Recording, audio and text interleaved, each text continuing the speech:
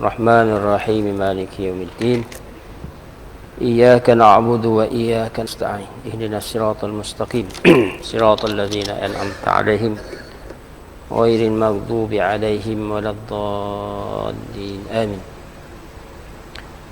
الحمد لله بك أصبحنا وبك أمسينا وبك نحيا وبك نموت وإليك المصير وإليك النشور. Salatu wassalamu ala rasulillah wa ala alihi wa sahbihi wa man walah. Subhanaka la ilma lana illa ma'allamtana innaka antal alimul hakim. Wa la hawla wa la quwwata illa billahil aliyyil azim. Allahumma kun lana wa la takun alaina. Allahumma ansurna wa la tansur alaina. Allahumma zidna wa la tanqusna wa akrimna wa la tuhinna innaka ala kulli syai'in qadir. Kasih lagi dimuliakan fadilatul imam, tuan-tuan dan tuan kuasa, tuan-tuan pegawai masjid,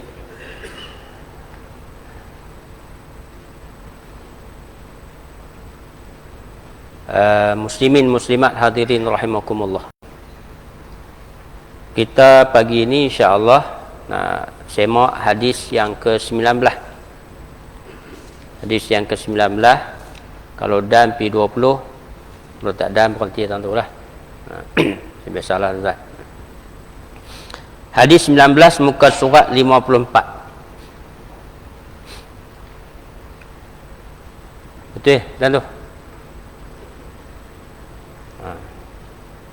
Para nabi hidup dalam kubur dan mendirikan solat. Ni orang beriman yang percaya. Tak beriman tak percaya. Abang tajuk orang dengar. Orang beriman percaya. Orang hak tak beriman tak percaya. Lembut sikit lah tak beriman tu. Kasar sikit orang kafir tak percaya.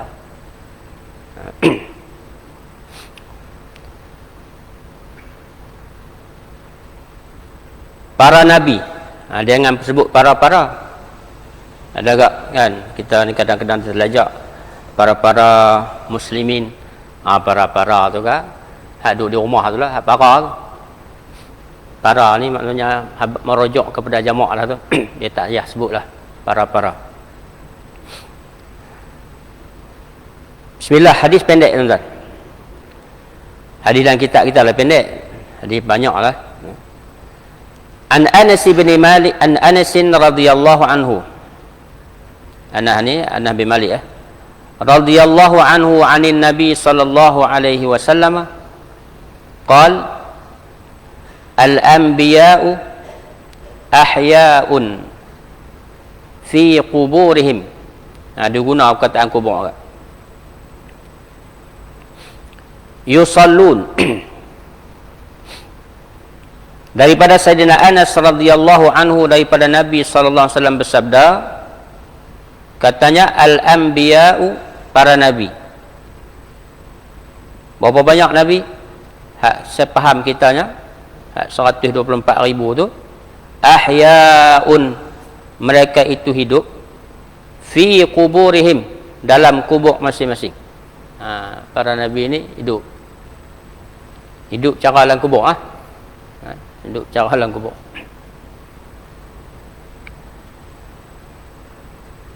Lepas tu kita sebut tuan-tuan, orang syahid pun tentu kan, wala taqulu liman yuqtalu fi sabilillahi amwat bal ahya'un.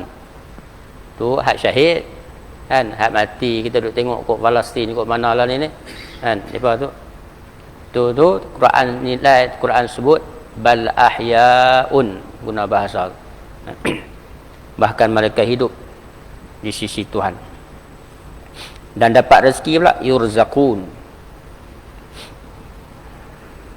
Para nabi, kata Nabi, hidup dalam kubur masing-masing dan mereka buat kerja apa dalam kubur tu? Yusallun, mereka sentiasa mendirikan sembahyang.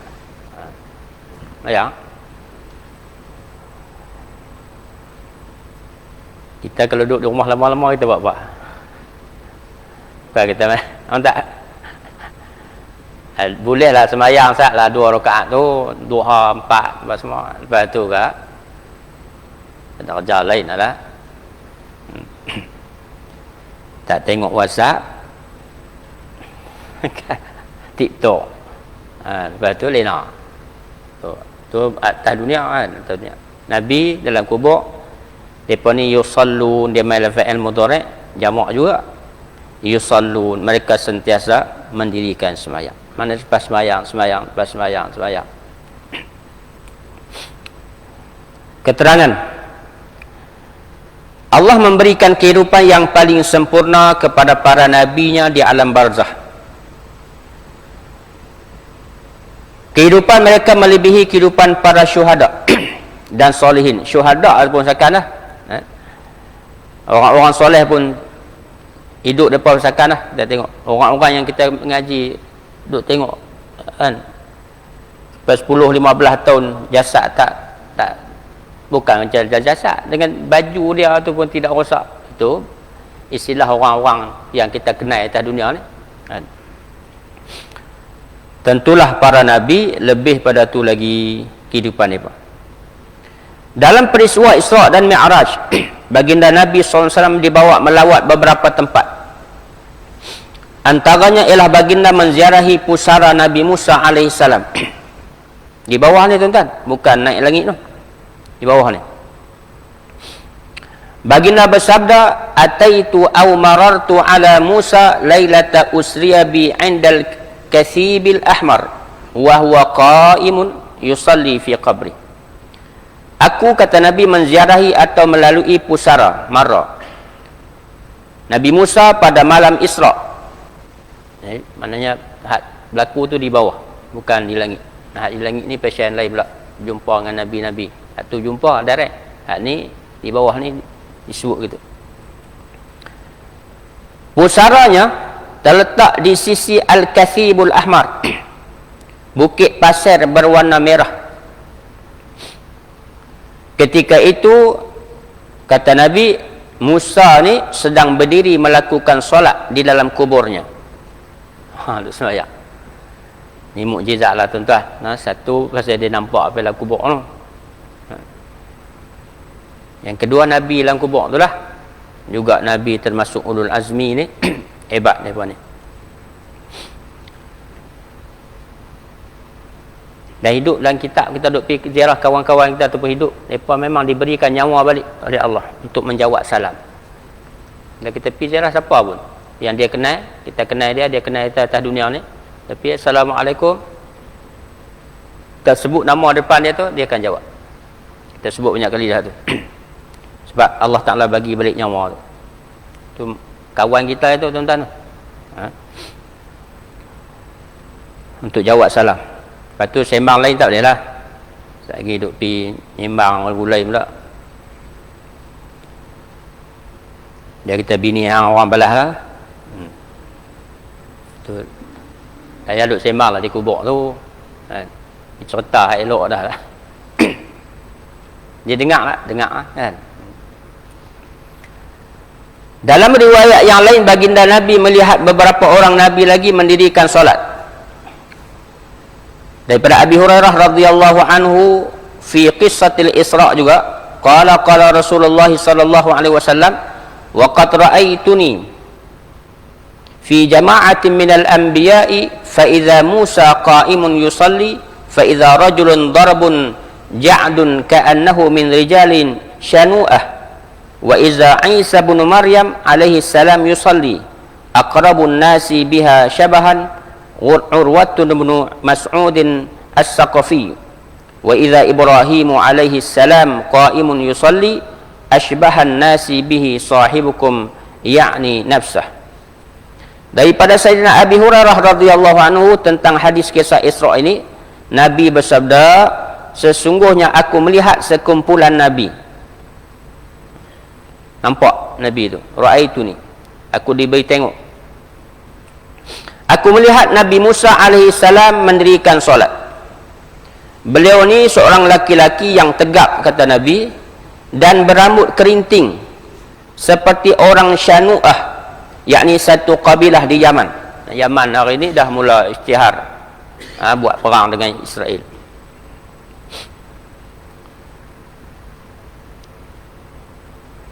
Tapi Arab Saudi tak bagi tentera Yaman masuk kot mereka.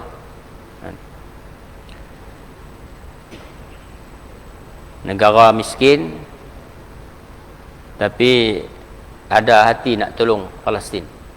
Negara kaya buat penjanjian dengan Israel. Macam dia lah dunia ni.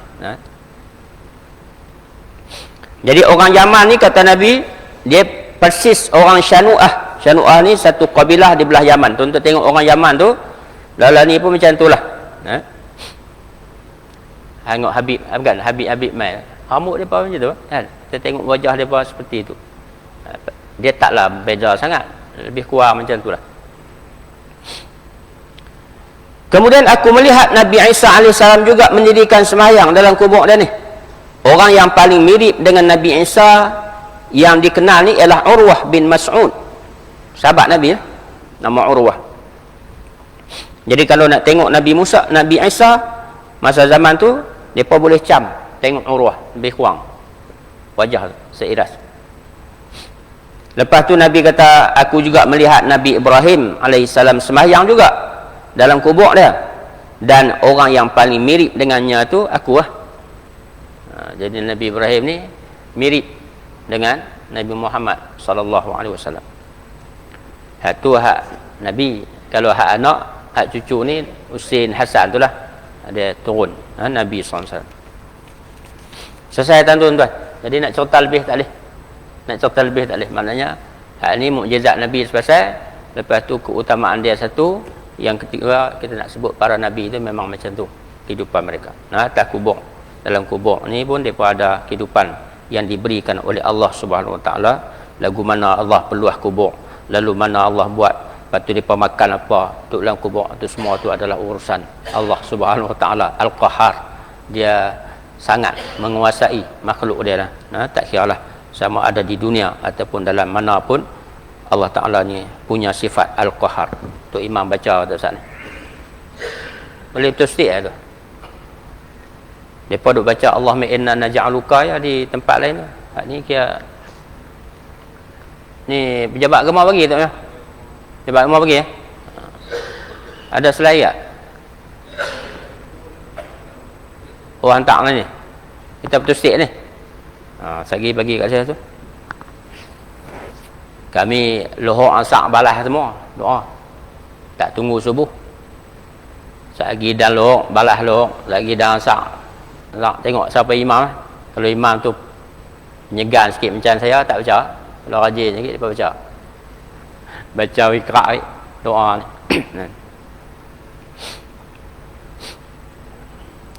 Jadi tuan-tuan, ni hadis pagi ni insya-Allah pukul 7 dah. Kita pergi satu lagi hadis. Tengok muslimat tak apa nak teruk ni. Lepas dah unyuk lagi, saya berhenti. Saya duduk tengok muslimat, muslimin saya tak apa risau sangat. Nah, cikgu Dori tak apa, dia balas tidur apa sandak ni question tu dah. Kan?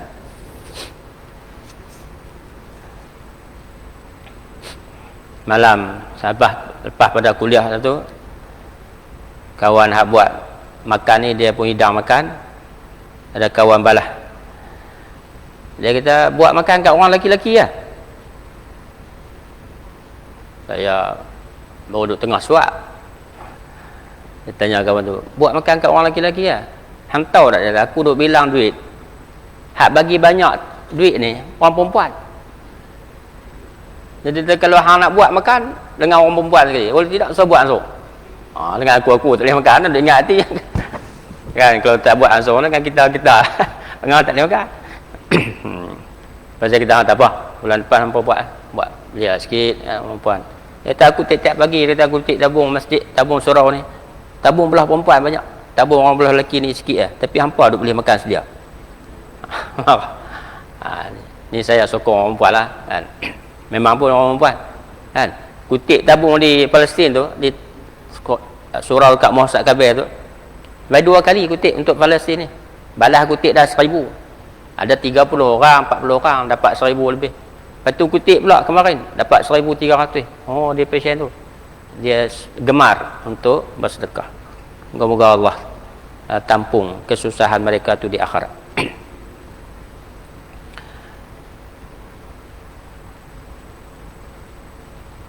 Golongan yang dimurkai oleh Allah ketika mereka bertemu dengannya. Ni dah sikit lah. Moga-moga kita tak termasuk dengan tu. An Abi Mas'ud an Ibn Mas'ud radhiyallahu anhu an Nabi sallallahu alaihi wasallam annahu qala man halafa ala malin mri'in muslimin bighairi haqqihi laqiyallahu wa huwa alaihi ghadban. Thumma qara'a alaina Rasulullah sallallahu alaihi wasallam innal ladzina yashtaruna bi'ahdillahi wa aymanihim thamanan qalila ila akhir al-ayat.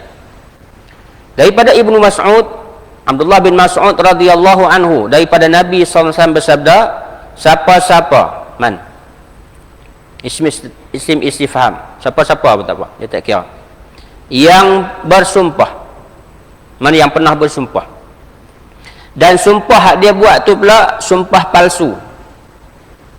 Sumpah ni naknya nak bagi betul, tapi benda hak dia habaq tu benda tak betul, sumpah dia guna tu wallahi wabillahi.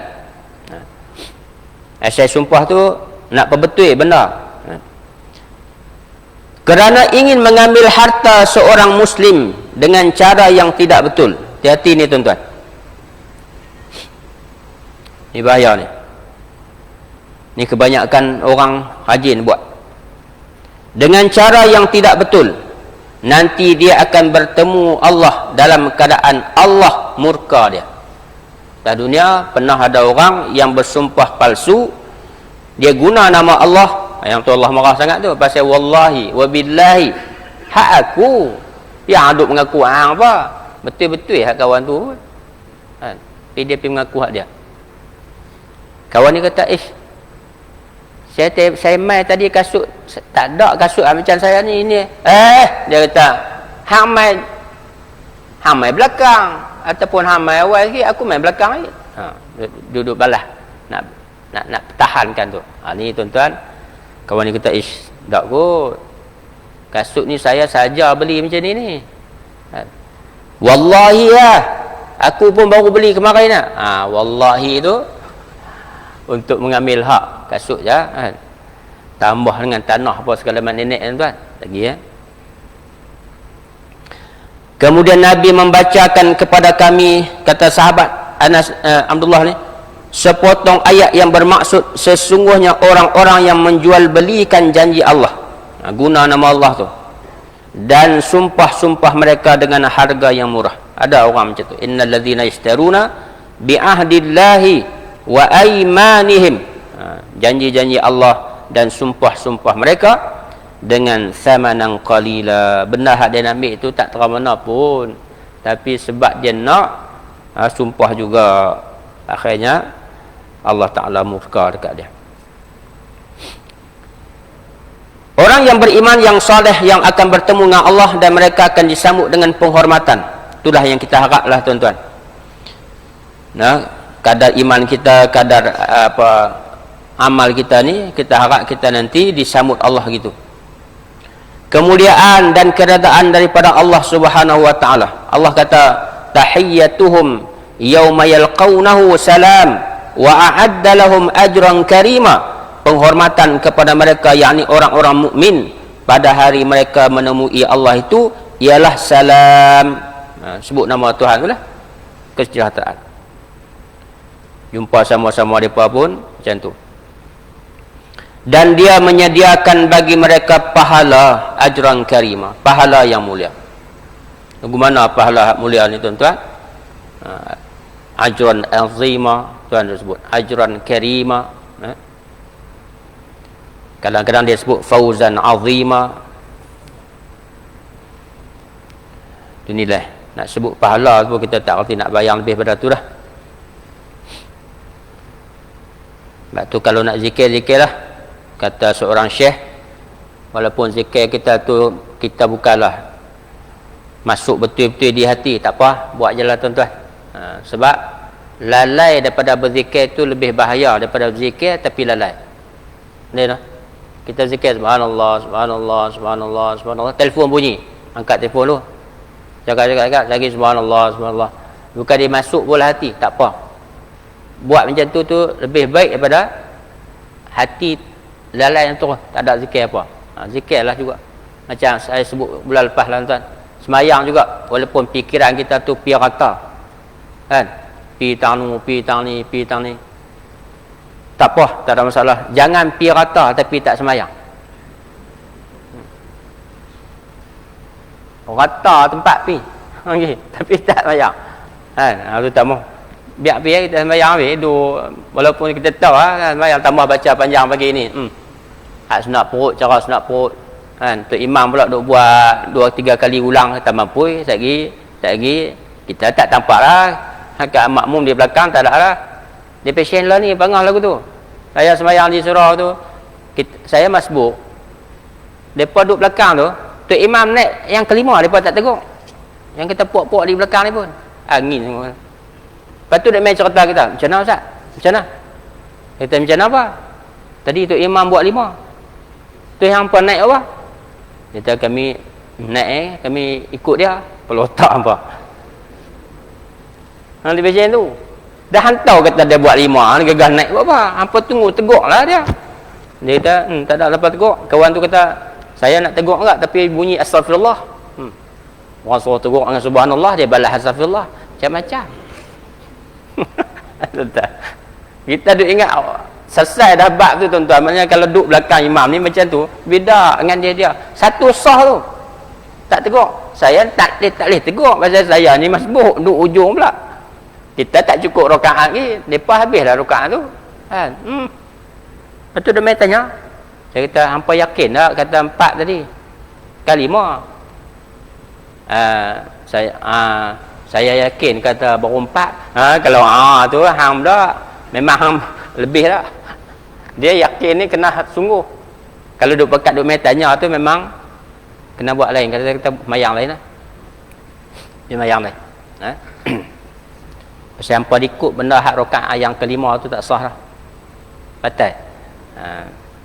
Dia buat lain. Nyembang banyak tempat lah pun. Kan? Ada hak tu imam buat 3. Patut 4. Mereka tak bangkit. Mereka balas 3 kak.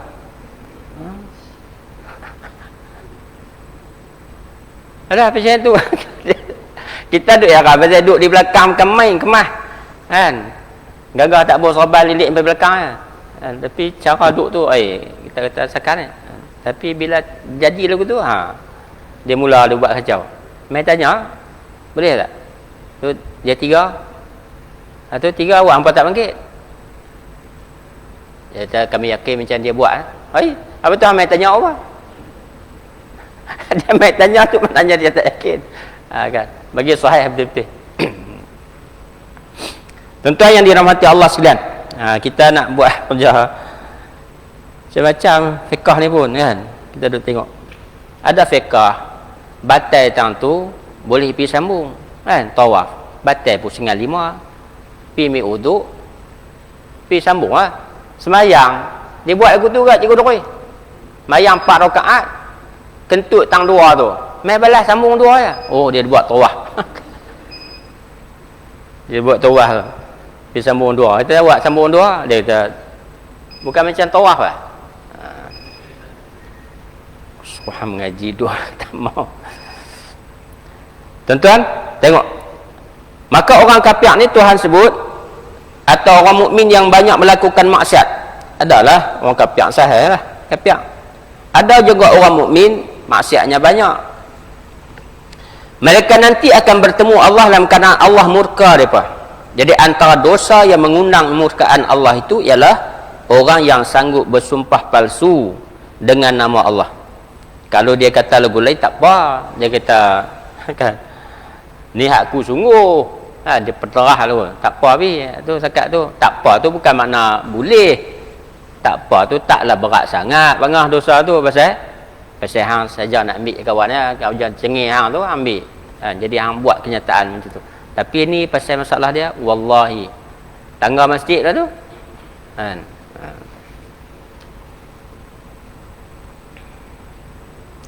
Jadi ini dosa Tuhan marah. Jangan sumpah. Kerana ingin mengambil harta orang lain dengan cara yang tidak betul, mereka sanggup melakukan macam-macam tipu. Tipu lagi, helah lagi. Jadi 2 kali. Tipu helah. Putar, lepas tu belik pula. Teruk lah. Tuan-tuan tengok. Putar apa teruk lah. Pergi belik pula. Tengah. Kita duk putar tali tu besar lah. Pi belit. Teruk ni. Sebab tu bahasa Melayu ni bagus tak? Dia putar, lepas tu dia ada belit. Dia ada tipu, lepas tu dia helah. Lepas tu pi upah peguam yang hebat dalam pengujahan. Bagi duit.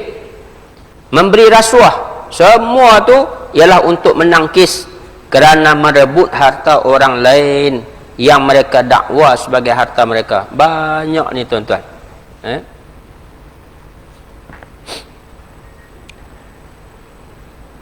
Kalau tanah, cara tanah.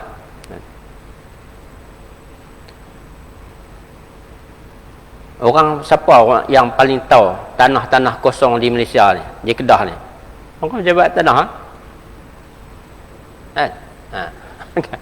betul tak tuan-tuan? Mereka ni kalau tak jaga betul-betul, tak amanah dengan tanah-tanah ni, maka tanah tu akan berlepas tangan kepada dan siap. Hati-hati.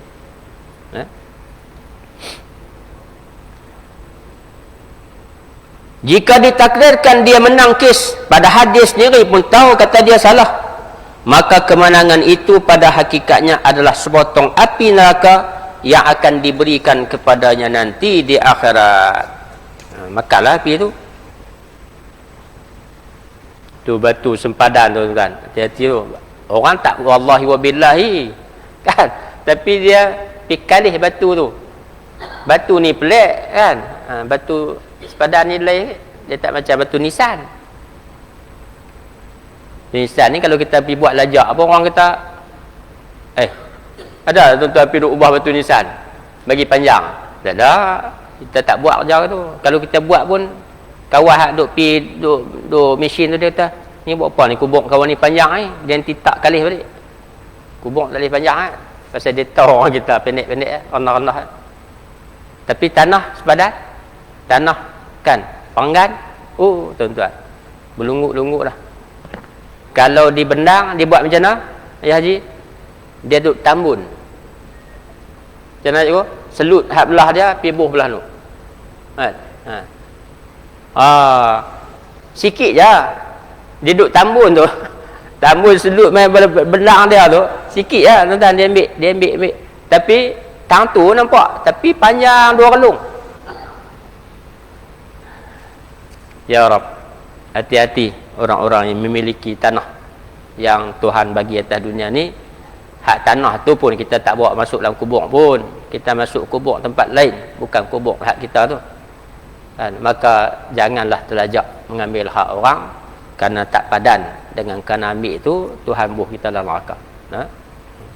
Wallahu alam tuan-tuan. Jadilah pukul 7, 5 minit dah. Kita akan baca hadis yang ke-21. Ni saya duk bimbang ni apa abang ngah. Bila baca 2 ni takut bulan depan tak mai pula. Hak tu saya duk risau. Saya bukan duk risau tuan-tuan, risau saya sendiri. Tu yang kadang-kadang tempat tu saya baca satu ya. Kalau gagah baca 2 ke, bulan depan orang lain pula mai.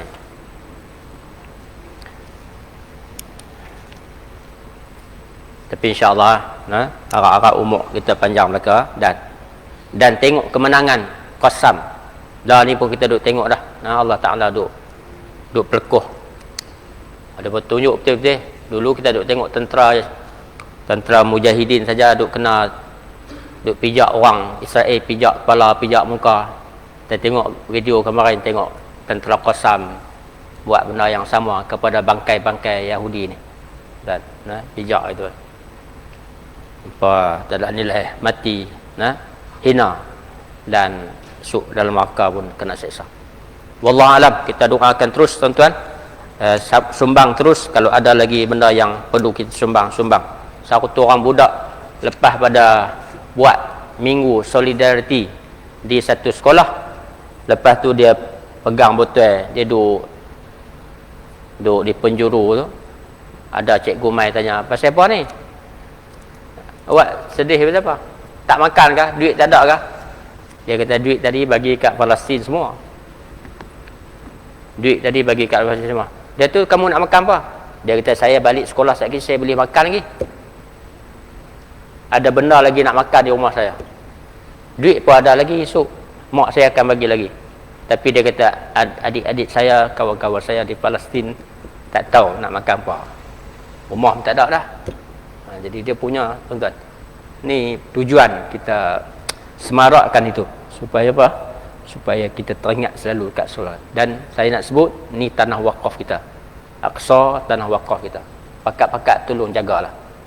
Walaupun kita duduk jauh di ribuan batu ni, kita kena jaga dengan doa, jaga dengan ya Allah tolong pelihara.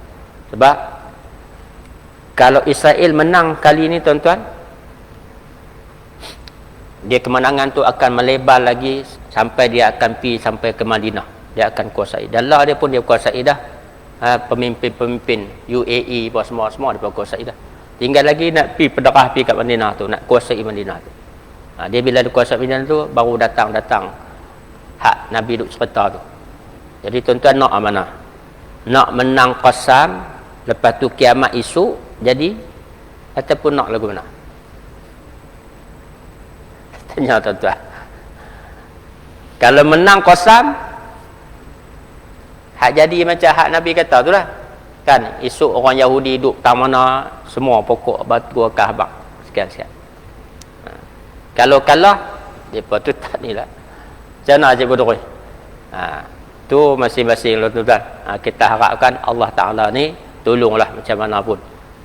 Panggil nama dia, Ya Sami', wahai Tuhan yang maha mendengar akan sesuatu. Ya Basir, wahai Tuhan yang melihat akan segala sesuatu. Lepas tu Ya Wakil, wahai Tuhan yang tempat bergantung akan sesuatu. Innaka ala kulli syai'in qadir. Sungguh hang sangat berkuasa di atas segala sesuatu. Jadi kita serah solid usaha kepada Allah. Bismillahirrahmanirrahim. Alhamdulillahirabbil alamin wa salawatullahi wa salamuhu ala sayyidil mursalin wa ala alihi wa sahbihi ajma'in. Allahumma ighfir lana warhamna wa'afina wa'fu 'anna wa liwalidina walil mu'minina yauma yaqumul hisab. Allahumma ja'al jam'ana hadza jam'an marhuma wa tafarraqana min ba'dihi tafarruqan ma'suma. Allahumma zidna wa la tanqusna wa akrimna wa la tuhinna. Allahumma ansur ikhwanana al-muslimin wal mujahidin wa auladihim fi Palestin. Allahumma alayka bil yahudi wan nasara wa man walahum. Allahumma ansur ikhwanana al-muslimin fi kulli makan wa fi kulli zaman. Rabbana alayka tawakkalna wa ilayka anabna wa ilaykal masir.